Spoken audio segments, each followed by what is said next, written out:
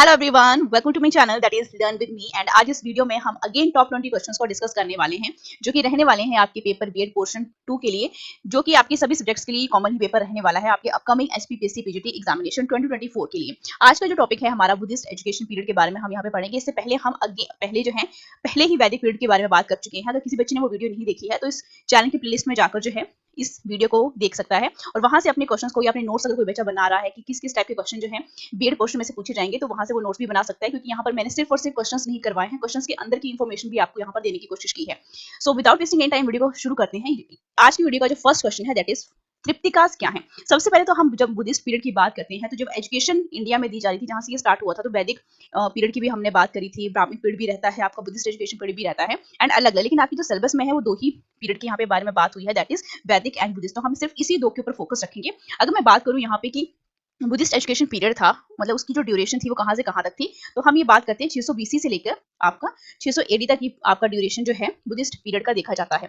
अब जो तृप्तिकास है वो एक्चुअल में है कि आपको ऑप्शन दिए गए हैं, मॉरल वैल्यूज है, एजुकेशनल बुक है, या बुक लिखी है बुद्धा ने, या बुद्धा की प्रीचिंग्स है। तो देखो, बुद्धा ने अपनी लाइफ में कोई भी बुक नहीं लिखी थी, उनके जो फॉलोअर्स हैं उन्होंने फिर बाद में उनकी जो प्रीचिंग्स थी, ठीक है, उनके 100 सालों जब उनकी डेथ हुई लॉर्ड बुद्धा की, उसके बाद जो है उनकी जितनी भी टीचिंग्स थी, उनकी जितनी भी प्रीचिंग्स थी, उनको क्या किया, कलेक्ट किया। तो उन्हीं कलेक्शंस को बेटा हम क्या बोल देते हैं, तृप्तिकास बोल देते हैं, जो कि क्या है बेसिकली बुद्धास की आपकी प्रीचिंग्स हैं। ठीक है, तो ये भी पूछा जाता है कि बुद्धा ने कोई बुक लिखी थी, तो बुद्धा जी ने कोई भी बुक नहीं लिखी थी। ठीक है, नेक्स्ट क्वेश्चन के ऊपर बढ़ते हैं। नेक्स्ट क्वेश्चन यहाँ पे पूछा गया है, हाउ मेनी फॉर्म्स ऑफ तृप्तिकास है। ये जो ये तृप्तिकास लिखी गई है उनके फॉलोअर्स के थ्रू, वो कितने उनकी फॉर्म है, कितने भागों में इसको बांटा गया है। तो मेनली इसको बांटा गया है 3 पार्ट्स में। अभी 3 पार्ट्स आपको ये भी पता होने चाहिए। पहला पार्ट है दैट इज, अगर आप नोट्स बना रहे हैं तो यहाँ से नोट्स बनाते रहिए, क्योंकि आपके यहाँ से काफी अच्छे नोट्स जो है बनते जाएंगे। एक है आपका बीने पितक, उसके बाद है आपके पास सक्ता पितक जिसको हम बोलते हैं, एंड लास्ट वन आपके पास है अभिधामा पितक। ठीक है, ये नेम आपको पता होने चाहिए, क्योंकि कई बार एग्जामिनेशन में ये भी पूछा जा सकता है, क्योंकि आज तक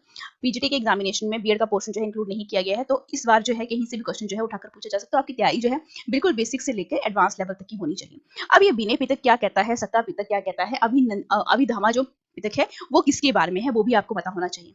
ठीक है, नेक्स्ट क्वेश्चन की तरफ बढ़ते हैं। क्वेश्चन नंबर 3 देखो कि जो कलेक्शन है रिलीजियस सर्मन्स एंड एग्जाम्पल्स, वो किसमें इंक्लूड किया गया था। मैंने अभी आपको पीछे बताया कि ये जो आपके पास बीने पितक, सतक एंड सक्ता एंड अभिधामा जो पितक है, ये किसके रिगार्डिंग है। तो नेक्स्ट क्वेश्चन भी मैंने इसी के ऊपर लिखा है। देखो, collection of religious sermons and examples यहाँ पे पूछा गया है, तो collection of religious sermons and example जो है ये इंक्लूड किए गए थे आपके सक्ता पितक में, यानी ऑप्शन नंबर बी में।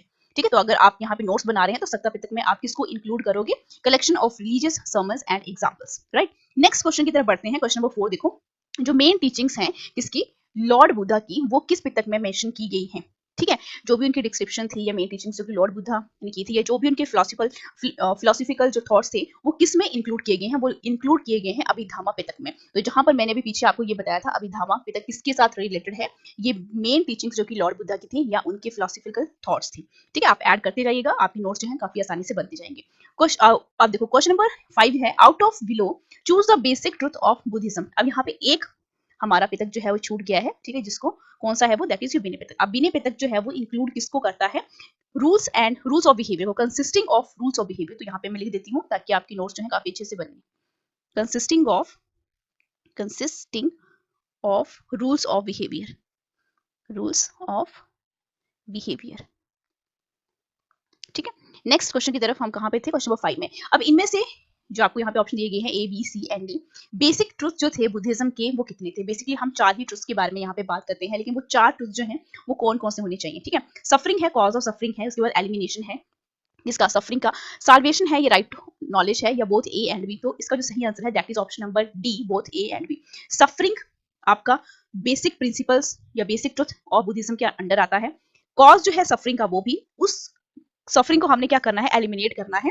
एंड इसके बाद ये तो आपका फर्स्ट ट्रुथ है, this is the second truth, this is the third. अब फोर्थ जो आपके पास बचा वो फोर्थ क्या था, कि हमें उस सफरिंग को एलिमिनेट करने के वेज भी ढूंढने हैं, यानी तरीके भी ढूंढने हैं। तो फोर्थ जो आपका ट्रुथ है that is veg of elimination of suffering. ठीक है, यहाँ पर आपको ऑप्शन बना के किसी भी तरीके से पूछा जा सकता है। ठीक है, बेसिक ट्रुथ की यहाँ पे बात हुई है, या बेसिक ट्रुथ नहीं पूछा वहां पे लिखा जाएगा तो आप यहाँ पर क्या लिखा गया होगा, बेसिक प्रिंसिपल्स लिखा गया होगा। ठीक है, बुद्धिज्म के 4 ही प्रिंसिपल्स थे, ये 4 ही बेसिक ट्रूथ थे। पहला था सफरिंग, दूसरा था कॉज ऑफ सफरिंग, तीसरा था elimination of suffering and fourth था ways of elimination of that suffering. ठीक है, उसके बाद नेक्स्ट क्वेश्चन नंबर 6 के ऊपर बढ़ते हैं। यहाँ पे बोला गया है कि Buddha formulated how many paths for the eradication of ignorance. अब बुद्धा जो है, आपने अष्टांग मार्ग के बारे में सुना ही होगा, ठीक है, जो कि क्या बताते हैं कि आपने क्या करना है, एक अच्छी प्योर एंड अच्छी लाइफ जो है वो जीनी है। ठीक है, तो 8 फोल्ड पाथ जो है इसको वो भी कहा जाता है, इसको हम अष्टांग मार्ग भी कहते हैं। तो कितने यहाँ पे पाथ के बारे में बात हुई है, 8, यानी ऑप्शन नंबर ए जो है वो क्या है, इस क्वेश्चन का बिल्कुल सही आंसर है। ठीक है, अब यहाँ पर जो आपके 8 ऑब्जेक्टिव दिए गए थे वो क्या क्या थे, ठीक है, आपको वो भी पता होना चाहिए। अब एक तो था आपके पास, मैं यहाँ पे लिखती भी चलती हूँ, ठीक है, काउंट भी करते जाना आप। पहला जो इसका अष्टांग मार्ग का जो पहला पाथ था दैट इज राइट नॉलेज। एक पर्सन के पास क्या होना चाहिए, राइट नॉलेज। ठीक है, राइट नॉलेज। दूसरा इसका जो मार्ग था दैट इज राइट विल, सही इच्छा उसकी होनी चाहिए। इसको मैं वन बाय वन जो है एक्सप्लेन भी करूंगी। अब इसको एक्सप्लेन करने की देखो बेटा जरूरत भी नहीं है, क्योंकि आपको यहाँ पे पता लग ही रहा है। ठीक है, कि एक पर्सन के पास जो है राइट नॉलेज होना चाहिए, क्योंकि राइट नॉलेज जो है उसको क्या करेगा, जो मटेरियल वर्ल्ड है, ठीक है, उसमें किस तरीके से उसने रहना है, जो कि हम एक क्या बना लेते हैं, फॉल्स परसेप्शन बना लेते हैं मटेरियल वर्ल्ड के बारे में, ये बहुत ज्यादा हमें अट्रैक्ट करता है। उस चीज से हमें क्या रहना है, दूर रहना है, क्योंकि हमें क्या पता होना चाहिए, ट्रू नॉलेज पता होना चाहिए, राइट नॉलेज का हमें गेन होना चाहिए, ताकि हम रियल मीनिंग जो है या रियल नेचर जो है वर्ल्ड का, ठीक है, उसको समझ पाए। उसके बाद है राइट विल। राइट विल मतलब कि हमें सिर्फ राइट नॉलेज गेन करके ही हम क्या नहीं कर सकते हैं, एक अच्छी लाइफ नहीं जी सकते हैं। हमारे पास एक राइट विल का होना भी बहुत ज्यादा जरूरी है। ठीक है, राइट विल मतलब एक अच्छी आपके पास क्या होनी चाहिए, सोच होनी चाहिए। ठीक है, अच्छी आपके पास सहन शक्ति होनी चाहिए। ठीक है, क्योंकि आपके पास अगर राइट विल होगी तो आप क्या कर सकोगे, ऑब्वियसली बात है कि आप किसी भी तरीके की किसी वायलेंस में इन्वॉल्व नहीं हो पाओगे। ठीक है, तो इसी चीज को हम क्या कहते हैं कि जो आपको वायलेंस से बचाती है, this is called the right will. इसके बाद है right speech. Right speech, right speech क्या है कि अब जिस तरीके से हम एजुकेटेड पर्सन की बात कर रहे हैं, तो एक एजुकेटेड पर्सन क्या कर सकता है, अपनी स्पीच के ऊपर अच्छी तरीके से कंट्रोल करना जानता है, उसको किस तरीके की स्पीच बोलनी है, उस चीज को वो क्या कर सकता है, बैलेंस कर सकता है, कौन सी बात किस मौके के ऊपर बोलनी है, कितना अप्रोप्रिएट बोलना है। ठीक है, वो भी, और ये भी है कि अगर कोई पर्सन जो है, अगर किसी चीज से हर्ट हो जाता है, तो हमें उसके सामने वो सारी चीजें नहीं बोलनी है कि उस पर्सन को क्या हो, हर्ट हो। ठीक है, अब यहाँ पर ये नहीं है कि राइट स्पीच का मतलब कि आपको बहुत बात होना है, नहीं, उतना ही बोलिए, बैलेंस्ड बोलिए। ठीक है, और अपना बैलेंस्ड एंड कंट्रोल लैंग्वेज जो है, ठीक है, उसी को हम क्या बोल देते हैं, यहाँ पे राइट स्पीच बोल देते हैं। फोर्थ जो मार्ग था, ये जिसको हम पाथ बोल रहे हैं, दैट इज राइट एक्शन या राइट कंडक्ट। ठीक है, राइट एक्शन, कि आपके एक्शन भी क्या होने चाहिए, कंडक्ट आपके अच्छे होने चाहिए, राइट होने चाहिए, जिससे किसी को भी क्या ना हो, हर्ट ना हो। ठीक है, एजुकेटेड पर्सन जो है अगर वेल कंट्रोल्ड है, ठीक है, तो वेल कंट्रोल वो किस टर्म में होगा, अपने कंडक्ट के बारे में भी, अपने आचरण के बारे में भी, अपने कर्मों के बारे में भी, कि वो क्या करेगा, एक अच्छे तरीके काम करेगा, जो कि सोसाइटी के लिए भी क्या रहेगा, एक सही रहेगा।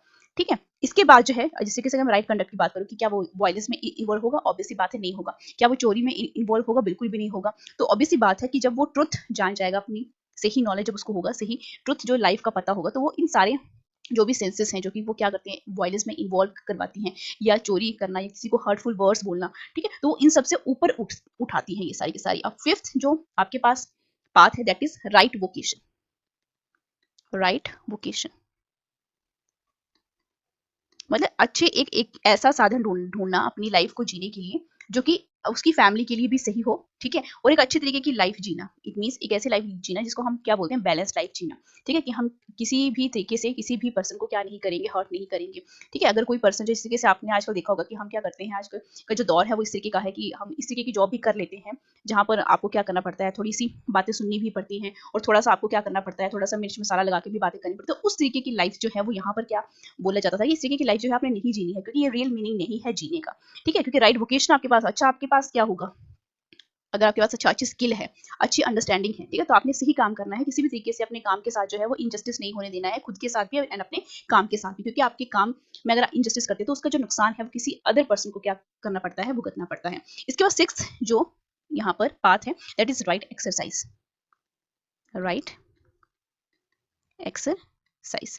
अब राइट एक्सरसाइज से क्या मतलब है कि अगर हम राइट नॉलेज जो है अटेन करते हैं, राइट हमारे पास विल है, राइट अगर हम स्पीच बोल रहे हैं, राइट ही हम कंडक्ट कर रहे हैं, और हमने अच्छे तरीके का राइट वोकेशन जो है वो चूज किया है, लेकिन फिर भी हमारे जिस तरीके से हमने पढ़ा कि अच्छी बॉडी में अगर आपके पास आप मेंटली हेल्दी फिट रहेंगे, तभी आप इन सारी चीजों को कर पाते हो। ठीक है, तो आपने एक अच्छी एक्सरसाइज भी करनी है। ठीक है, जो जिसको हम ओल्ड संस्कार बोलते थे, जो कि आपको बैड थॉट से क्या करते थे, बचाते थे। ठीक है, तो इसीलिए आपने क्या करना है, राइट एक्सरसाइजेस आपकी होनी चाहिए। ठीक है, जिसके थ्रू जो है आप राइट नॉलेज, राइट विल, ये सारी चीजें क्या कर सकते हैं, आप इसको अपनी जिंदगी में उतार पाते हैं। अब यहाँ पर देखो जो ओल्ड आप हमारे जो हमें पास्ट वाली लाइफ है, ठीक है, यहाँ पर राइट एक्सरसाइज के बारे में 8 पार्ट में ये भी कहा गया है कि आपके जो पास्ट एक्सपीरियंसेस हैं, ठीक है, वो आपने अपने ऊपर हावी नहीं होने देने हैं, क्योंकि जितने भी पुराने थॉट्स होते हैं या फीलिंग्स होती हैं उनको आपने क्या करना है, डिस्ट्रॉय करना है। ठीक है, तो यहाँ पे पास्ट एक्सपीरियंस के बारे में भी बात हुई है। ठीक है, पास्ट एक्सपीरियंस को आपने क्या करना है, उनके ऊपर कंट्रोल करना है। ठीक है, और आपके पास जो न्यू थॉट्स हैं यानी न्यू बैड थॉट्स हैं उनको अपने माइंड में आपने एंटर नहीं करने देना है। ठीक है, तो इसके बारे में यहाँ पे राइट एक्सरसाइज कि आपकी लाइफ जो है एक बैलेंस्ड लाइफ होनी चाहिए। ठीक है, इसके बाद जो है next 7th, write memory. Write memory, ठीक है, राइट मेमोरी का मतलब क्या है कि आप इग्नोरेंस जो है, ठीक है, इग्नोरेंस से आपने क्या करना है, बचना है। ठीक है, अब देखो राइट नॉलेज जो है वो क्या हो सकता है, फेड अप हो सकता है। ठीक है, लेकिन रिमेंबरिंग एंड रिकॉलिंग जो है आपकी अच्छी होनी चाहिए। ठीक है, रिकॉल जो करना, अगर किसी ने किसी किसी चीज को आपने रिकॉल करना है तो वो मेमोरी अगर आपकी स्ट्रांग रहेगी, मेमोरी पावर अगर आपकी स्ट्रांग है तो आप रिकॉल कर सकते हो, चाहे अगर आपका राइट नॉलेज जो है उस समय का आपने जो भी ज्ञान लिया है वो क्या हो चुका है, थोड़ा सा कम हो गया है, लेकिन आपकी मेमोरी जो है वो कम नहीं होनी चाहिए। ठीक है, रिकॉल करने आना चाहिए, रिमेंबर करने आना चाहिए, जो भी आपने चीजें अपनी लाइफ में सीखी हैं वो सारी की सारी आपकी मेमोरी में क्या होनी चाहिए, फिट होनी चाहिए। ठीक है, इसके बाद जो है last that is right concentration. Right concentration, देखो मैं बोलती जा रही हूँ, ठीक है, तो आप अगर आपको ज्यादा स्पीड लग रहा है तो ठीक है, तो मैं आप यहाँ पे नोट्स भी बना सकते, वीडियो को थोड़ा सा पॉज करना एंड आपके पास जो नोट्स हैं ये आपके बनते भी जाएंगे।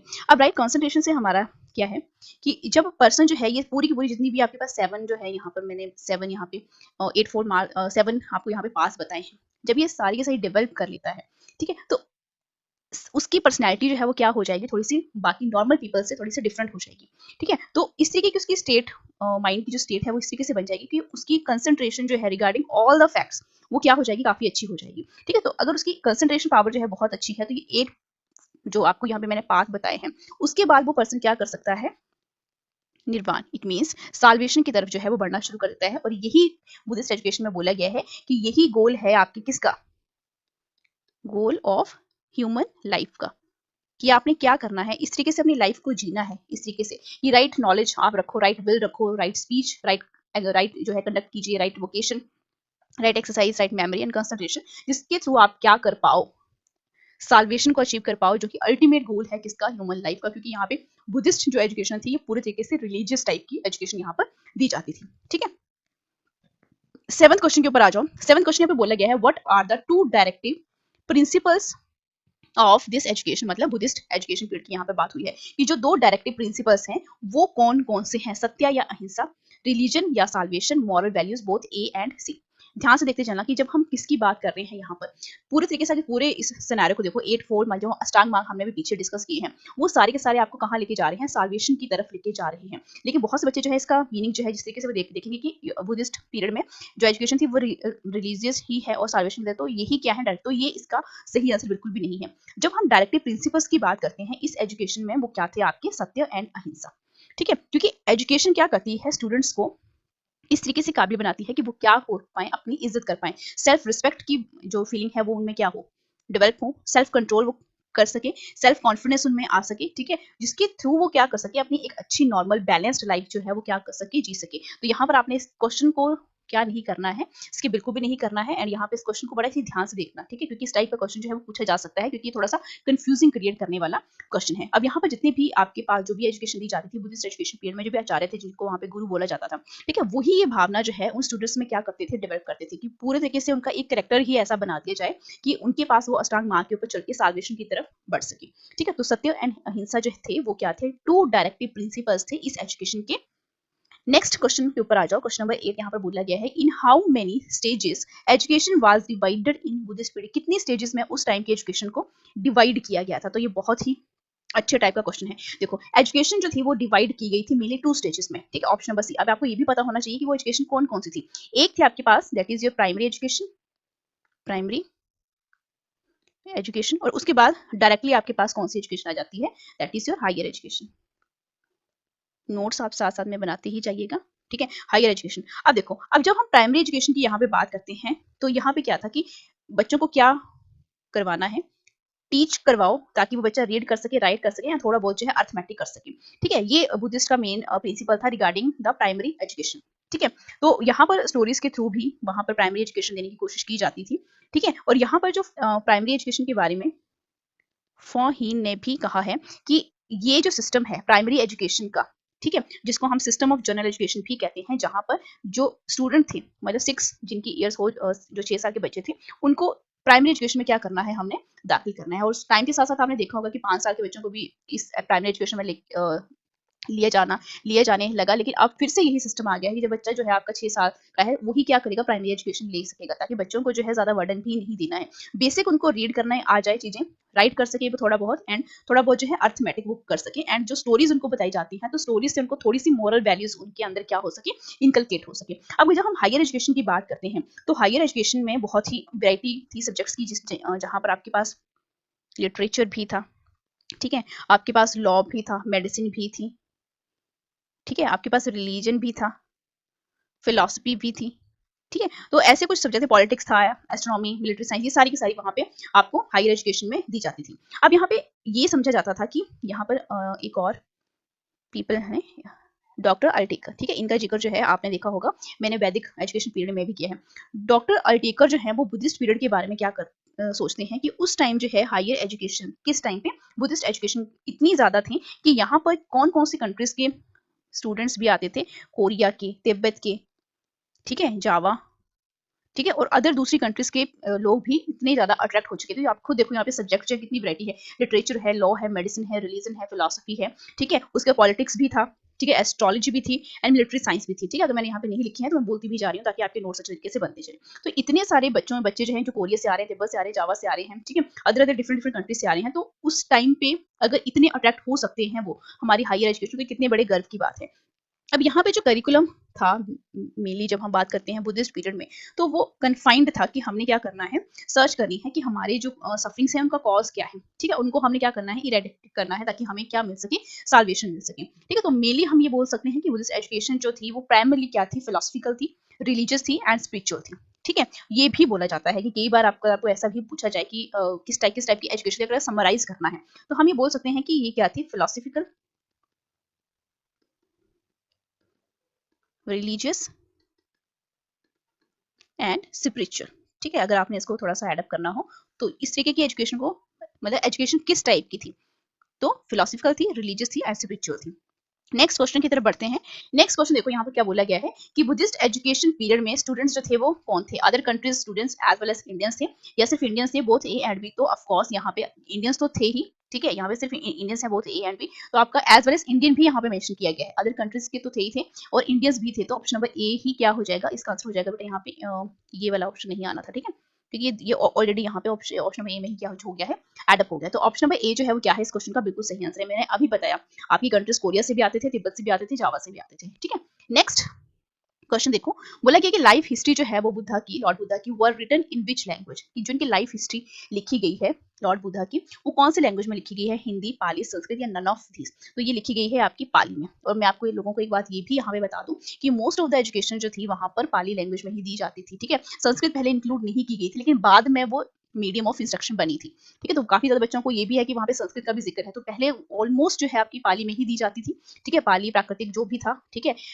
लाइफ जो इनकी हिस्ट्री है वो लिखी इसमें गई है, लेकिन वहां पर अगर आपसे ये पूछा जाए कि मोड ऑफ टीचिंग क्या था, पाली था, प्राकृतिक था, संस्कृत था, तो वहां पे कोई फिक्स नहीं था। जो लॉर्ड बुद्धा थे वो खुद वहां की लोकल लैंग्वेज बोली जाती थी, जो वो लोग बोलते थे, उसमें भी उन्होंने क्या किया है, बच्चों को पढ़ाया है, टीचिंग दी है, ठीक है। तो वहां पे आपने कंफ्यूज नहीं हो, संस्कृत भी वहां पे मोड ऑफ बाद में बनी थी, ठीक है, संस्कृत सिखाई जाती थी, लेकिन मोड ऑफ लैंग्वेज नहीं थी। लेकिन धीरे धीरे जब सब सीखने शुरू हो गए संस्कृत को, तो वो भी क्या बन गई, एक मीडियम ऑफ इंस्ट्रक्शन वहां पे बन गई, ठीक है। तो यहाँ पे लाइफ हिस्ट्री लिखी किसमें गई है, वो पाली में लिखी गई है, ठीक है। ऑप्शन बी जो है इस क्वेश्चन का बिल्कुल सही आंसर है, और जो थोड़ा सा आपका डाउट है वो भी मैंने यहाँ पे क्या कर दिया है, यहाँ पे दूर कर दिया है। अब क्वेश्चन नंबर 11 के ऊपर आ जाओ, बोला गया है बुद्धिस्ट पीरियड में in how many ways the syllabus was separated. Syllabus कितने पार्ट में यहाँ पे डिवाइड किया गया था, एक फिक्स्ड सिलेबस रखा गया था, कोई भी सेपरेशन नहीं की गई थी, 2 पार्ट्स में बांटा गया था, या 4 पार्ट्स में इसको क्या किया गया था, डिवाइड किया गया था, ठीक है। अब यहाँ पर देखो, हम जब कभी भी सिलेबस की बात कर रहे हैं, अब यहाँ पे मेनली हम आगे सिलेबस के ऊपर, ठीक है, तो 2 टाइप का यहाँ पर आपको सिलेबस देखने को मिलेगा, ठीक है। मैं यहाँ पे ऑप्शन नंबर सी पहले मार्क कर देती हूँ, यहाँ पे बताती हूँ कि किस टाइप का सिलेबस था,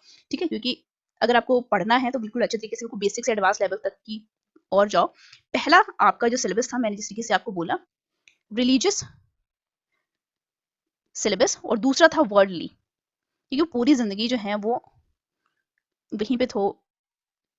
एक सेकेंड। ओके, अब दो टाइप का सिलेबस था, एक था रिलीजियस, ठीक है, जिसमें उनको टीचिंग ऑफ वेदास भी पढ़ाया जाता था, ठीक है। तो अगर आपको ये पूछा जाए कि टीचिंग ऑफ वेदास क्या बुद्धिस्ट एजुकेशन पीरियड में एग्जिस्ट करती थी, तो यस, ठीक है। यहाँ पे टीचिंग ऑफ वेदास, मैं इसको दूसरे पेन के साथ जो है लिखती हूँ, ठीक है, टीचिंग ऑफ वेदास, ठीक है। और क्या, जो भी वहां का बुद्धिस्ट लिटरेचर था, बुद्धिस्ट लिटरेचर, ठीक है, वो ये दोनों पढ़ाए जाते थे जब हम बात करते हैं रिलीजियस टाइप के सिलेबस की, ठीक है। अब देखो, अब यहाँ पे हम वर्डली सिलेबस के ऊपर आ चुके हैं, ठीक है। अब वर्डली सिलेबस जो कि हमें सोसाइटी में अगर हमने रहना है तो हमारी नीड्स भी होंगी, ठीक है, उनको ध्यान रखते हुए ही ये सारा का सारा सिलेबस बनाया गया था, जिसको हम वर्डली सिलेबस कहते थे। अब यहाँ पे जितने भी आपके जो सिलेबस थे, दैट इज राइटिंग है, अर्थमेटिक है, ठीक है, सोसाइटी की नीड्स को ध्यान में रखते हुए, ठीक है, आर्ग्यूमेंटेशन है, स्पिनिंग है, वीविंग है, इसके बाद आपके पास आ जाता है प्रिंटिंग है, ठीक है, उसके बाद क्या आ जाएगा, डाइंग है, ठीक है, निटिंग, स्टिचिंग, आर्ट, म्यूजिक, ठीक है, आर्ट, म्यूजिक, ठीक है, एग्रीकल्चर, ठीक है। जो भी हमारी सोसाइटी में जो भी काम होते हैं वो सारे के सारे वर्डली सिलेबस में पढ़ाए जाते थे, लेकिन पता होना चाहिए किस टाइप का सिलेबस था। एक ही कोई फिक्स सिलेबस जो है वहां पर नहीं दिया गया था, हर एक टाइप का, जो अगर हमने उस बुद्धिस्ट जब तक हम पढ़ रहे हैं तब कौन सा आपको बेसिक नॉलेज पता होना चाहिए कि बुद्धिस्ट एजुकेशन प्राइमरी फोकस क्या थी, स्पिरिचुअल थी, ठीक है, रिलीजियस थी, आपके पास फिलोसफिकल थी, तो आपको रिलीजियस नॉलेज तो होना ही जरूरी है। और यहाँ पे टीचिंग ऑफ वेदास भी पढ़ाए जाते थे along with the Buddhist literature. Next question की तरफ बढ़ते हैं। नेक्स्ट क्वेश्चन देखो, बोला गया how many methods of teaching were there in Buddhist period. ये बड़ा अच्छा क्वेश्चन है कि जिस तरीके से हमने ये क्वेश्चन जो है अपने वैदिक पीरियड में भी पढ़ा है, कितने मेथड्स ऑफ टीचिंग हो सकते हैं बुद्धिस्ट पीरियड में। टोटल यहाँ पर 12 टीचिंग मेथड्स हैं, और ये वो टीचिंग मेथड्स भी आपको पता होने चाहिए, क्योंकि कई बार आपको 2 दिए होंगे या 3 दिए होंगे और ये पूछा गया होगा कि ये मेथड्स ऑफ टीचिंग जो है वो किसमें है, बुद्धिस्ट पीरियड में है या आपके वैदिक एजुकेशन पीरियड में है। अब वैदिक हम तो ऑलरेडी पढ़ चुके हैं, तो आपको इसके बारे में पता। पहला जो आपके पास मेथड ऑफ टीचिंग था, दैट इज ओरल मेथड, जिसको हम वर्बल मेथड भी बोलते थे, ठीक है। सेकंड मेथड है आपका क्वेश्चन आंसर, तो इसमें QA ही लिख रही हूँ, ठीक है, आप समझते जाना, क्वेश्चन आंसर मेथड। इसके बाद था डिस्कशन एंड डिबेट्स, ठीक है, डिस्कशंस एंड डिबेट्स। अब मैं इनको वन बाय वन एक्सप्लेन भी करूंगी, ठीक है, पहले मैं आपको पहले लिखवा देती हूँ। फिर था teaching in small group, teaching in small group. Fifth that is direct method, क्योंकि कई बार आपको इन मेथड से भी क्वेश्चन पूछे जा सकते हैं, ठीक है। सिक्स था that is interpretation method, interpretation method, ठीक है। उसके बाद सेवेंथ था आपके पास दैट इज इंडक्टिव। उसके बाद था आपका एक्सटेंशन, जिसको एक्सटेंशन लेक्चर मेथड भी बोला जाता है, ये बहुत पॉपुलर था। एट्थ था ना बेटा, एट्थ। और नाइन्थ आपके पास that is your education through tour, ठीक है, टूर मेथड भी बोल सकते हैं, या एजुकेशन थ्रू टूर, आप जिस मर्जी से। उसके बाद था गैदरिंग्स, पीरियोडिकल गैदरिंग्स। इसके बाद 11th था आपके पास दैट इज मेडिटेशन, और यहाँ पर सबसे पॉपुलर कौन था, ठीक है, वो भी पूछा जा सकता है। 12th आपके पास प्रैक्टिकल, जिसको थियोरेटिकल एंड प्रैक्टिकल मेथड भी बोलते हैं, थियोरेटिकल या प्रैक्टिकल मेथड भी बोलते हैं, ठीक है। तो वन बाय वन हम इन सभी मेथड को समझते हैं कि यहाँ पर किस किस टाइप से और किस किस टाइप के ये आप। फर्स्ट था आपका ओरल मेथड, जिसको हम वर्बल मेथड भी बोले जाते हैं।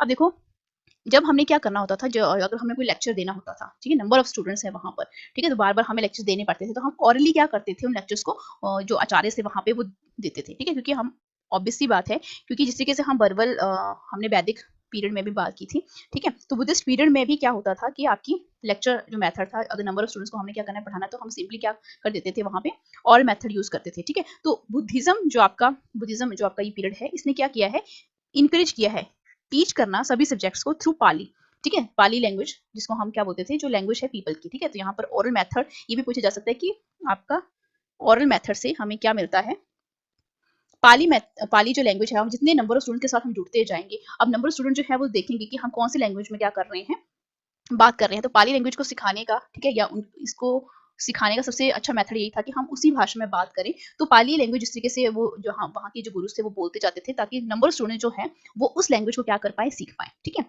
उसके बाद सेकंड है आपका क्वेश्चन आंसर मेथड। ठीक है, क्वेश्चन आंसर मेथड, यहाँ पे कोई भी क्वेश्चन जो है किसी भी बच्चे से किसी भी सिलेबस के पार्ट में से पूछा जा सकता है। डिस्कशन एंड डिबेट्स भी होती थी, क्योंकि हम अगर एक प्रॉपर एजुकेशन की बात कर रहे हैं तो डिस्कशन एंड डिबेट्स का होना भी बहुत ज़्यादा जरूरी है। अभी डिस्कशन एंड जो भी डिबेट्स थी वो डिफरेंट डिफरेंट रिलीजियस जो आपके सब्जेक्ट्स हैं उनके ऊपर होती थी। ठीक है, एंड यहाँ पर स्टूडेंट्स को इस तरीके से ट्रीट किया जाता था ताकि वो एक उनमें क्या बिल्ड हो सके, आर्ट ऑफ डिबेटिंग। ठीक है, जिससे उनकी अकेडमिक जो करियर है वो भी क्या हो पाए, अच्छे तरीके से डेवलप हो पाए। एंड स्टूडेंट्स को डिबेट एंड जब डिस्कशन करते हैं तो उनकी क्लैरिटी जो है वो काफी अच्छी हो जाती है रिगार्डिंग किसी भी आपका टॉपिक है, या जो उनका विजन है वो काफी ज्यादा क्लियर हो जाता है। इसके बाद आपका फोर्थ है that is teaching in small groups. ठीक है, स्मॉल ग्रुप में भी बच्चों को पढ़ाया जाता था। स्मॉल ग्रुप जो है जनरली हम कितनी बार करते हैं, 5 से 6 स्टूडेंट्स को हम लेते थे। ठीक है, एंड यहाँ पर जो है हम क्या करते थे, कोई भी उनको रीडिंग मटेरियल दे दिया जाता था। ठीक है, और स्टूडेंट क्या करते थे, उस रीडिंग मटेरियल को टीचर के थ्रू सुनते थे। टीचर क्या करता था, मिस्टेक्स को करेक्ट करता था। ठीक है, स्टूडेंट जो थे वो टाइम टू टाइम क्या करते थे, प्रैक्टिस करते थे। ठीक है, कब तक प्रैक्टिस करनी है, जब तक उस सब्जेक्ट के ऊपर जो है उनकी मास्टरी ना हो जाए। ठीक है, अब generally teaching in small group में पढ़ाने का मतलब क्या है, यहाँ पर हम उन स्टूडेंट्स को लिखते थे जो कि थोड़े से वीक है पढ़ने में, तभी तो बार बार प्रैक्टिस करेंगे और टीचर क्या करेगा, उनको करेक्ट करता जाएगा। नेक्स्ट मेथड से आपके पास डायरेक्ट मेथड। ठीक है, डायरेक्ट मेथड का मतलब यहाँ पे क्या है कि स्टूडेंट ने टीचर ने क्या किया, कोई भी लेसन जो है वो सजेस्ट कर दिया। ठीक है, या उसका कोई भी पार्ट है, मतलब आपका हिस्सा है, आप पूरा अगर आप लेसन की बात करो, ठीक है, लेसन का थोड़ा सा पोर्शन जो है वो स्टूडेंट्स को दे दिया और स्टूडेंट्स को बोलते थे कि आप पहले इसको क्या करो, रीड आउट करो। ठीक है, फिर उसके बाद जो है बच्चे जब पढ़ लेते थे उसके बाद टीचर क्या करता था, आगे उस चैप्टर को क्या करता था, प्रोसीड करता था। ठीक है, तो यहाँ पर जो है इस डायरेक्ट मेथड का भी यूज होता था। ठीक है, पहले स्टूडेंट जो है ये समझ पाए कि आज अगर हमने कोई लेसन पढ़ना है या टीचर ने कोई लेसन पढ़ाना है तो थोड़ा सा उसको पहले पढ़ के आइडिया हो जाए कि हम किसके बारे में एक्चुअली में बात करने जा रहे हैं। सिक्स्थ मेथड आपके पास इंटरप्रिटेशन यानी इंटरप्रेट करना। इंटरप्रेट करना जिस तरीके से आपके पास जो भी फॉर्मूलाज हैं, ठीक है, जो टीचर क्या करता था उनको इंटरप्रेट करता था। ठीक है, तो यहाँ पर जितने भी डाउट्स हैं रिगार्डिंग द सूत्रास या फॉर्मूलाज हैं, ठीक है, तो टीचर क्या करता था, उनको स्टूडेंट्स के सॉल्व करते रहता था। ठीक है, एंड सेवंथ मेथड यहाँ पे है इंडक्टिव मेथड। इंडक्टिव मेथड जो है वो यूज किया जाता था। ठीक है, और यहाँ पर जो स्टूडेंट्स का इंटेलेक्ट है वो भी चेक किया जाता था और टाइम टू टाइम उनको क्या किया जाता था, इसके लिए इंडक्टिव मेथड के लिए ट्रेन भी किया जाता था। ठीक है, इंडक्टिव डिडक्टिव मेथड आपने बहुत पढ़े होंगे। ठीक है, इसके बारे में बात नहीं करेंगे, लेकिन मैं आपको बता रही हूँ कि ये बुद्धिस्ट पीरियड में कैसे वहां पर इनका यूज किया जाता था। उसके बाद है एक्सटेंशन लेक्चर मेथड। ठीक है, अब देखो, अब यहाँ पर एक्सटेंशन लेक्चर की बात कर रहे हैं। ठीक है, अब यहाँ पर कुछ अथॉरिटीज या कुछ ऐसे सेलिब्रिटीज उस टाइम पर भी रहे होंगे।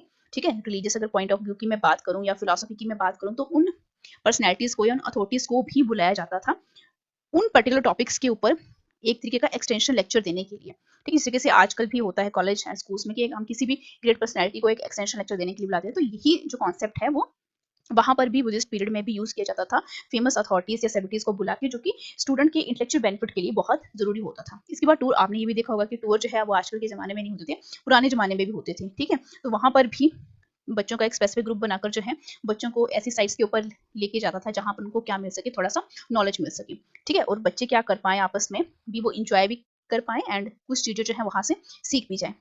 इसके बाद जो है 10th है आपके पास पीरियोडिकल गैदरिंग। अब देखो, पीरियोडिकल गैदरिंग का मतलब यहाँ पे है कि इस तरीके से ऑर्गेनाइज करना इन गैदरिंग्स को, ताकि जो पर्पस है डिबेट का, ठीक है, या हमने मॉन्क्स जो कि डिफरेंट डिफरेंट मोनेस्ट्रीज से बुलाए हैं वो आपस में डिस्कस कर पाए एंड एक अच्छे तरीके का एक रिलीजियस टॉपिक या फिलोसफिकल टॉपिक जो है वो डिलीवर कर पाए। ठीक है, तो स्टूडेंट्स को जो है इतनी ज्यादा अपॉर्चुनिटीज उस टाइम पे दे दी जाती थी कि वो इन मीटिंग्स में क्या करें, पार्टिसिपेट करें, ताकि उनका जो नॉलेज है वो क्या हो, इंक्रीज हो। ठीक है, इसके बाद है मेडिटेशन मेथड। अब मेडिटेशन जो है ये आपके बुद्धिस्ट जो मॉन्क्स थे, ठीक है, ये कहाँ करते थे, फॉरेस्ट में करते थे मेडिटेशन। ठीक है, एंड सुप्रीम नॉलेज जो है वो मेडिटेशन के थ्रू ही दिया जाता था। ठीक है, लेकिन जो ऑर्डिनरी स्टूडेंट्स थे, ठीक है, उनके लिए कोई भी ऐसा मेडिटेशन का सिस्टम नहीं था। तो ये मेडिटेशन मेथड में आपने ये याद रखना है कि कुछ जो बुद्धिस्ट मॉन्क थे वो ही फॉरेस्ट में जाकर जो है इसकी प्रैक्टिस कर सकते थे। ठीक है, और सुप्रीम नॉलेज जो है वो मेडिटेशन के थ्रू जो है वो गेन करते थे। ठीक है, ऑर्डिनरी स्टूडेंट्स के लिए ऐसा कोई भी सिस्टम बिल्कुल भी नहीं था। इसके बाद है 12 that is theoretical and practical method. इस तरीके से हमारी साइंस है, आर्ट है, क्राफ्ट है, ये सारे के सारे क्या है आपके प्रैक्टिकल मेथड्स के थ्रू हम इनको क्या कर सकते हैं, समझ सकते हैं। आपका स्पिनिंग हो गया, एग्रीकल्चर हो गया, वीविंग हो गया, ये सारे के सारे आपके क्या है, प्रैक्टिकल सब्जेक्ट्स हैं। ठीक है, क्राफ्ट है आपका सारा का सारा। ठीक है, तो यहाँ पर आपको ये भी पूछेगा कि सबसे जो इम्पोर्टेंट और सबसे जो फेमस यहाँ पर मेथड था वो कौन सा था। वो यही था मेडिटेशन। और आप अगर आप आजकल की भी बात करो, आज जितने भी मॉन्क्स हैं उनको भी आपने मेडिटेट करते हुए देखा होगा। तो मेडिटेशन जो है वो बहुत ही पॉपुलर था किस टाइम पे, बुद्धिस्ट पीरियड के ऊपर। ठीक है, अब इसके बाद जो है अगर हम टीचिंग मेथड्स की अगर हम यहाँ पे बात कर रहे हैं, ठीक है, तो कुछ इंडिविजुअल टीचिंग टेक्निक्स थी जो कि वहां पर यूज की जाती थी, जैसे फॉर्मूलाज या सूत्रास को क्या करना, रिसाइट करना, या आपकी जितने भी फैक्ट्स हैं उनको रिकॉल करना। ठीक है, या आपने कुछ भी अगर मटेरियल को आपने लर्न किया है, कोई लेसन अगर आपने लर्न किया है, उसको बार बार क्या करना, उसको रिपीट करना। ठीक है, जिससे आपको एक अच्छी रिफ्लेक्शन मिल सके उस लर्निंग चैप्टर की। इसके बाद था एक्विजिशन, मतलब आपने कोई भी अगर पीछे वाली मैंने बात करी, यहाँ पर मैं थोड़ा सा इसको और एक्सप्लेन करके बताती हूँ कि टेक्निक्स जो भी थी कौन कौन सी यूज की जाती थी वहां पर टीचिंग टाइम पे। तो पहला यहाँ पर क्या था, मैंने कहा रिसाइटेशन। ठीक है, रिसाइटेशन। उसके बाद रिसाइटेशन मतलब कि फॉर्मूले से उनको बार बार रिपीट करना। ठीक है, ताकि वो क्या कर सके, उनको अच्छे तरीके से उनको रिकॉल हो जाए, जब भी उनको जरूरत पड़ी उस फॉर्मूलाज को अप्लाई करने की, तो उसको उसको रिकॉल करके क्या कर सकते हैं, यूज कर सकते हैं। इसके बाद जो भी फैक्ट्स हैं उनको क्या कर सके, वो रिकॉल कर सके। थर्ड यहाँ पर क्या था, रिफ्लेक्शन। ठीक है, एकदम से रिफ्लेक्ट हो जाना। अगर हमें कोई लेसन जो है अगर हमने पढ़ा है तो उसको बार बार पढ़ना। ठीक है, ताकि वो एकदम से हमारे माइंड में क्या हो, एकदम से हमें याद आए और वो हम क्या कर पाए, उसको रिफ्लेक्ट कर पाए। ठीक है, यानी यूज कर पाए। इसके बाद है एक्विजिशन। एक्विजिशन मतलब एक्वायर करना। ठीक है, किसको, जो भी हमने यहाँ पे लेसन पढ़ा था उसकी रिफ्लेक्शन जब हमें हो जाएगी, ठीक है, तो उस लर्निंग मटेरियल की जो कि हमने क्या करना है उसको एक्वायर करना है। एक्विजिशन का यही मतलब होता है। ठीक है, नेक्स्ट क्वेश्चन की बात करते हैं। 13 क्वेश्चन है ये, सुप्रीम नॉलेज जो है is given by which method. तो हमने अभी पीछे पढ़ा, that is given by the meditation method. And meditation method जो है वो बहुत पॉपुलर है, अभी तक भी ये काफी ज्यादा पॉपुलर है। ठीक है, नेक्स्ट 14 क्वेश्चन है, उपाध्याय को क्या ट्रीट किया जाता था। टीचर्स थे उपाध्याय, या उपाध्याय इक्वल टू टीचर थे, या हायर अथॉरिटी थी, या नन ऑफ दिस। तो उपाध्याय जो थे, जो बुद्धिस्ट पीरियड में जब हम बात करते हैं तो बहुत बड़ी क्या थी यहाँ पे, अथॉरिटी थी, हायर अथॉरिटी की हम यहाँ पे बात करते हैं। ठीक है, और जब हम हायर अथॉरिटी की बात करते हैं, इट मीन्स उपाध्याय जो थे वो कस्टोडियन थे किसके, टीचिंग एंड लर्निंग के। ठीक है, तो ये भी यहाँ पे पूछा जाता है, that is custodian of teaching and learning. तो ये कई बार इस क्वेश्चन को इस तरीके से भी पूछा जाता है या जा सकता है कि जो उपाध्याय हैं वो क्या है, या custodian of teaching and learning जो है वो किसे कहा जाता था, टीचर्स को कहा जाता था। ठीक है, या हायर अथॉरिटीज को कहा जाता था। यहाँ पे इस टाइम बुद्धिस्ट पीरियड के बारे में जब हम कभी बात करते हैं तो यहाँ पे टीचर्स से ज्यादा हायर अथॉरिटीज कौन थी, आपके उपाध्याय। ठीक है, जिनको हम custodian of teaching and learning भी कहते हैं। ठीक है, और फिफ्थ क्वेश्चन के ऊपर आ जाओ। जो रिचुअल है जहां पर स्टूडेंट क्या करता है, अपने जो सर के बाल हैं उनको शेव करता है और ड्रेस करता है येलो क्लॉथ में, तो इस रिचुअल को क्या कहा जाता है, इस रिचुअल को कहते थे पबजा। ठीक है, पबजा कहते थे, क्योंकि हमने पिछले पैदी पीरियड में भी इस तरीके के रिचुअल्स की बात की, तो कई बार रिचुअल से भी क्वेश्चन जो है वो पूछा जा सकता है।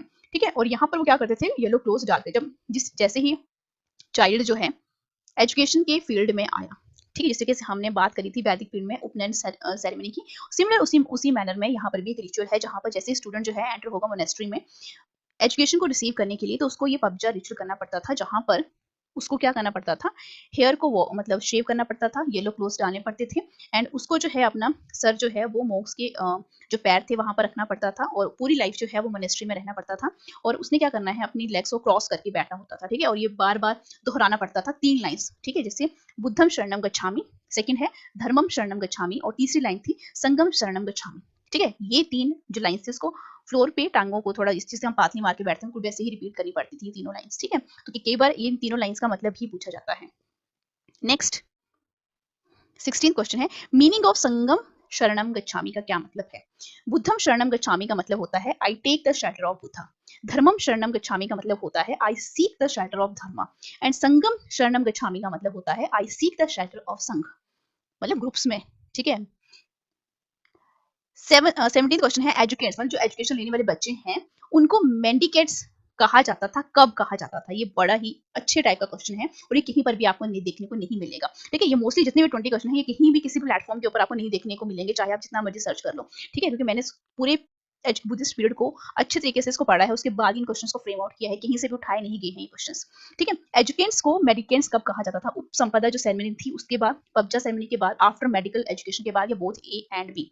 ठीक है, अब यहाँ पर स्टूडेंट्स जो थे उनको मेंडिकेट्स कब कहा जाता था, जब वो उपसंपदा सेरेमनी को क्या कर लेते थे, गेन कर लेते थे। ठीक है, अब यहाँ पर जो उपसंपदा जो सेरेमनी है, जब स्टूडेंट ने क्या किया है ये भी पूछा जाता है कि कौन सा साल होता था, 20 ईयर्स। 20 ईयर्स के बाद जो है उपसंपदा सेरेमनी जो है, मतलब जो स्टूडेंट्स हैं उनको उपसंपदा सॉरी जो एजुकेशन सॉरी जो स्टूडेंट्स हैं वो उनको मेंडिकेट्स कब कहा जाएगा, जब वो 20 साल के बाद, ठीक है, इस सेरेमनी को कर लेते थे। ठीक है, मतलब उपसंपदा जो है उनको क्या करना पड़ता था, एडॉप्ट करना पड़ता था। ठीक है, एडॉप्ट करने का मतलब क्या है, जिसे कैसे हमने वैदिक पीरियड में भी पढ़ा था। ठीक है, अब यहाँ पर जो भी ये 20 ईयर्स थे, ठीक है, जब जैसे ही स्टूडेंट 20 ईयर्स का हो जाता था तो उसको उपसंपदा को एडॉप्ट करना पड़ता था। बोलने का मतलब क्या है कि उनको जो है, मैं यहाँ पे थोड़ा सा नोट्स भी बना देती हूँ, एक सेकंड। इस क्वेश्चन में ना थोड़ा सा यहाँ पर आफ्टर नहीं आना था, यहाँ पे ड्यूरिंग आना था। ठीक है, यहाँ पर मैं आफ्टर की प्लेस, यहाँ पे मैं दोनों तरफ से करवाती हूँ इस क्वेश्चन को। एक है बेटा आपके पास ड्यूरिंग और एक है बेटा आपके पास आफ्टर। ठीक है, अब यहाँ पे जो मैंने ऑप्शन लिखे हैं, ठीक है, अब एजुकेट्स को मेडिकेट्स किस काल में कहा जाता था, जब वो आपके किस पीरियड में है, आपके जब वो एजुकेशन को रिसीव कर रहे हैं, तो एजुकेशन को रिसीव करने वाले टाइम पे हम कौन सा रिचुअल पर परफॉर्म किया जाता था, पबजा। ठीक है, अब उपसंपदा जो है, ठीक है, उपसंपदा सेरेमनी जो है, यहाँ पर मैं इसको थोड़ा सा ये करती हूँ, 20 ईयर्स के बाद जो है इसको अडॉप्ट करना पड़ता था। ठीक है, तो यहाँ पर मैं मेंडिकेट्स जो है इस पीरियड में, जो भी आपका ये वाला पीरियड है, ठीक है, क्योंकि आफ्टर की बात करूँ तो उनको क्या बोला जाता था, भिक्षुस बोला जाता था मॉन्क्स से, तो उनको क्या बोला जाता था, दैट इज योर भिक्षु। ठीक है, इस टाइम के ऊपर जब एजुकेशन को मेडिकेट्स कब कहा जाता था, जब वो एजुकेशन ले रहे होते थे। इट मींस लेस देन, जब वो 20 ईयर, जैसे ही 20 ईयर्स तक हैं, ठीक है, उसके बाद उनको क्या करना पड़ता था, उपसंपदा सेरेमनी, उपसंपदा को क्या करना पड़ता था, एडॉप्ट करना पड़ता था। उपसंपदा को एडॉप्ट करने का मतलब क्या है कि अब वो 20 ईयर्स के हो चुके हैं और अब वो क्या कहलाएंगे, भिक्षु कहलाएंगे। ठीक है, और जो फीमेल मॉन्क्स थे उनको भिक्षुनी कहा जाता था, और इस स्टेज के ऊपर जो है उन्होंने क्या करना है, पेड़ के नीचे रहना है, जो भी उनको फूड मिलता है बैगिंग करके। ठीक है, उस तरीके से उन्होंने अपनी लाइफ क्या करनी है, जीनी है। और यहाँ पर ये भी था कि जो भी उनको कपड़े जो है भीख मांग कर मिलते थे, और कऊ का क्या पीना है, यूरिन पीना है एज अ मेडिसिन, ये कंपलसरी ही था वहां पे। ठीक है, तो भिक्षु कहा जाता था कब, 20 ईयर्स के बाद। ठीक है, कौन सी सेरेमनी को अडॉप्ट करते थे, उपसंपदा सेरेमनी को। ठीक है, और उससे पहले 20 ईयर्स से पहले जो थे उन स्टूडेंट्स को क्या कहा जाता था, मेंडिकेट्स कहा जाता था ड्यूरिंग। ठीक है, दोनों तरफ से मैंने बता दिया, यहाँ पे ऑप्शंस थोड़े से अलग लिखे हैं, लेकिन मैंने इस क्वेश्चन को क्या कर दिया, पूरी अच्छी तरीके से यहाँ पे एक्सप्लेन कर दिया है। ठीक है, 20 ईयर्स से लेस देन होंगे तो मेंडिकेट्स कहा जाता था। ठीक है, और 20 ईयर्स के हुए तो उनको उपसंपदा को फॉलो करना पड़ता था, अडॉप्ट करना पड़ता था, जिसके बाद वो क्या करेंगे, भीख मांगेंगे। ठीक है, जो भी उनको खाने को मिलेगा, ये कपड़े मिलेंगे, पेड़ के नीचे रहेंगे, एंड कऊ का जो यूरिन है वो ड्रिंकिंग पर्पस के लिए यूज करेंगे एज अ मेडिसिन। ठीक है, जब उनको भिक्षु कहा जाएगा। नेक्स्ट 18th क्वेश्चन देखो, बोला गया है टोटल ड्यूरेशन जो थी एजुकेशन की बुद्धिस्ट पीरियड में कितनी थी। बहुत से बच्चे जो इसको 20 ईयर्स मानेंगे, लेकिन नहीं, 22 ईयर्स। अब जिस तरीके से मैंने अभी पीछे ही आपको बताया, देखो पहले जो थी, आपने क्या करना, 20 ईयर्स से पहले जो है, ठीक है, क्या किया जाता था बच्चों को, मतलब जो भी उसके आपने पढ़ाना है वो बच्चे को पढ़ाओ। ठीक है, जैसे ही बच्चा जो है, आपने देखा तो एक सेकंड, 22 ईयर्स मैंने इसका आंसर बता दिया। ठीक है, अब देखो जो 12 साल की जो एजुकेशन थी, इसको ध्यान से नोट्स बनाए, 12 साल तक जो है, ठीक है, क्या कंपोज करके रखा है, वो कौन सा रिचुअल उसने, पबजा। जब उसको स्टूडेंट्स को क्या कहा जा रहा है, वो कुछ नहीं है बल्कि क्या है, एक तरीके का मेंडिकेट है। ठीक है, जैसे ही वो 20 साल का पूरा हो गया, ठीक है, 20 साल का पूरा हो गया, तो 20 साल का पूरा होने के बाद उसने क्या करना है, मैंने अभी यहाँ पे आपको एक उपसंपदा, ठीक है, उपसंपदा, ठीक है, जहां पर उसको क्या बोला जाएगा, भिक्षु। ठीक है, उसमें उसने कितने साल बिताने हैं, 10 ईयर्स। ये कई बार आपको पूछा जाता है क्योंकि बड़ा ही ये फैक्ट बेस्ड टाइप क्वेश्चन है। मेंडिकेट्स बच्चे को कहा जाएगा जब तक वो एजुकेशन ले रहा है और कौन से रिचुअल को फॉलो कर रहा है, पबजा रिचुअल को फॉलो कर रहा है। ठीक है, एंड भिक्षु कब बोला जाएगा, जब उसने किसको अडॉप्ट कर लिया, उपसंपदा को, यानी वो क्या हो गया, 10 साल उसे बिताने पड़ेंगे एज अ भिक्षु। ठीक है, पिछले वाले क्वेश्चन के साथ ही डायरेक्टली क्या होता है, लिंकअप होता है। ठीक है, तो ये भी पूछा जाता है कि 12 साल किसको देगा एंड 10 ईयर किसको देगा, तो 12 साल पबजा को देगा एंड जो 10 ईयर्स है वो उपसंपदा। तो टोटल पीरियड ऑफ एजुकेशन का है वो कितना हो गया, यहाँ पे जोड़ लो, 22 ही तो बना। ठीक है, 22 साल तक। ठीक है, नेक्स्ट 19 क्वेश्चन की बात करते हैं। जो मिडिल पाथ है, लाइज बिटवीन, जो एजुकेशन का जो मिडिल पाथ यहाँ पे देखा जाता है बुद्धिस्ट पीरियड में, वो एक्चुअल में है क्या, स्पिरिचुअलिज्म एंड साल्वेशन है, स्पिरिचुअलिज्म एंड मटेरियलिज्म है, रिलीजन एंड साल्वेशन है। बहुत से बच्चे इसको साल्वेशन करके जोड़ेंगे, लेकिन इसका जो राइट आंसर है that is spiritualism and materialism. ठीक है, स्पिरिचुअलिज्म एंड मटेरियलिज्म की जब हम कभी भी बात करते हैं तो यहाँ पर इसको क्या बोला गया है कि ये क्या है, एक तरीके का मिडिल पाथ है। Let me connect, 1 second. Okay, middle path जो है, जब हम वैल्यूज की बात करते हैं बुद्धिस्ट एजुकेशन पीरियड में या एजुकेशन फिलॉसफी की हम बात करते हैं, तो जिसका मिडिल पाथ है, ठीक है। प्रिंसिपल जो है मिडिल पाथ का वो रिफ्लेक्ट करता है पूरे इंटायर बुद्धिस्ट फिलॉसफी में, और जब इसकी हम प्रैक्टिस करते हैं इसकी एजुकेशन की, जो मिडिल पाथ है वो लाई करता है कंप्लीट स्पिरिचुअलिज्म एंड मटेरियलिज्म। ठीक है। अब यहाँ पे जो बुद्धिस्ट करिकुलम था वो मोस्टली जो था किसके ऊपर इम्फेसिस डाला जा रहा था, रिलीजन के ऊपर। ठीक है, कि प्रैक्टिकल लाइफ जो है उसने पूरे एक अच्छे तरीके से रिलीजियस वे में ही क्या करनी है, जीनी है। ठीक है, स्पिरिचुअलिज्म एंड साल्वेशन के साथ बिल्कुल भी नहीं है, रिलीजन एंड साल्वेशन के साथ बिल्कुल भी नहीं है। यहाँ पे मिडिल पाथ की बात हुई है। बीच का जो रास्ता है वो स्पिरिचुअलिज्म एंड मटेरियलिज्म से होकर ही गुजरता है, और तब आप कहाँ पर पहुंचते हो, आपको निर्वाणा मिलता है, दैट इज योर साल्वेशन, जो कि अल्टीमेट गोल है किसका, ह्यूमन लाइफ का। इसके साथ कंफ्यूज बिल्कुल भी मत होना। नेक्स्ट लास्ट क्वेश्चन है इस वीडियो का, how many universities which are develop in that period of time. कितनी यूनिवर्सिटीज थी। अब देखो हम जब कभी भी बुद्धिस्ट एजुकेशन पीरियड के बारे में बात करते हैं तो हमने बड़ी ही फेमस यूनिवर्सिटीज के बारे में पढ़ा है, दैट इज नालंदा यूनिवर्सिटीज। ठीक है, लेकिन यहाँ पे ऐसा नहीं है कि सिर्फ एक ही वहां पर आपको यूनिवर्सिटी देखने को मिली थी। उस टाइम का जो बुद्धिस्ट एजुकेशन पीरियड था वो इतना ज्यादा वास्ट था, क्योंकि हम पहले ही बात कर चुके हैं कि फॉरेन कंट्रीज से भी जो स्टूडेंट्स थे वो भी इतने ज्यादा अट्रैक्ट हो गए थे कि यहाँ पे जो करिकुलम था वो इतना ज्यादा वास्ट था। हर एक टाइप का जो सिलेबस था, हर एक टाइप की एजुकेशन जो थी वो स्पीड में दी जाती थी। तो यहाँ पे जो 7 यूनिवर्सिटीज यहाँ पर थी, और इन 7 यूनिवर्सिटीज के आपको नाम भी पता होनी चाहिए। पहला सबसे पॉपुलर ही लिखूंगी मैं, that is your Nalanda. Second थी यहाँ पे विक्रमशिला, उसके बाद थर्ड थी वल्लभी, फोर्थ नादिया, जागदला, मिथिला एंड ओदंतापुरी। अब इसमें सबसे जो ग्रेटेस्ट है वो तो हम सभी जानते हैं, सबसे फेमस आपकी नालंदा यूनिवर्सिटीज हैं। तो ये सारी की सारी जो यूनिवर्सिटीज थी वो क्या थी, ऑटोनॉमस थी। ठीक है, तो बहुत ही ज्यादा आपकी उस टाइम पे बुद्धिस्ट एजुकेशन पीरियड के बारे में जब बात करूँ, वहाँ पे जो एजुकेशन थी वो इतनी ज्यादा वास्ट थी और इतनी ज्यादा रिच थी। ठीक है, अब यहाँ पर ये 20 क्वेश्चंस को हमने यहाँ पे डील कर लिया है। ठीक है, इन क्वेश्चंस को फिर से देखिएगा। इस वीडियो से जितने भी आपके नोट्स बनते हैं, जितने भी इंपॉर्टेंट पॉइंट्स मैंने यहाँ पे बोले हैं, उनको जरूर अपनी नोटबुक में नोट जरूर कीजिएगा, क्योंकि यहाँ से क्वेश्चन जो है वो मोस्ट प्रोबेबल जो है वो बनेगा ही बनेगा। नेक्स्ट वीडियो में मिलते हैं। आज की वीडियो में सिर्फ इतना ही। Till then, thank you so much. Like, share and subscribe for more videos.